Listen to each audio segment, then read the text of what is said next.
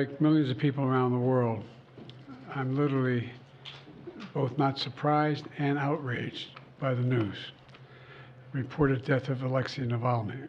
He bravely stood up to the corruption, the violence, and all the bad things that the Putin government was doing. In response, Putin had him poisoned, he had him arrested, he had him prosecuted for fabricated crimes, he sentenced him to prison, he was held in isolation. Even all that didn't stop him from calling out Putin's lies.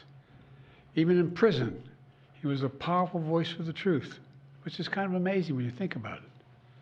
And he could have lived safely in exile after the assassination attempt on him in 2020, which nearly killed him, I might add. But he was traveling outside the country at the time. Instead, he returned to Russia. He returned to Russia, knowing he'd likely be imprisoned or even killed if he continued his work. But he did it anyway, because he believed so deeply in his country, in Russia. Reports of his death, if they're true, and I have no reason to believe they're not, Russian authorities are going to tell their own story. But make no mistake, Putin is responsible for Navalny's death. Putin is responsible. What has happened to Navalny is yet more proof of Putin's brutality. No one should be fooled, not in Russia, not at home, not anywhere in the world. Putin does not only target his citizens of other countries, as we've seen in what's going on in Ukraine right now, he also inflicts terrible crimes on his own people.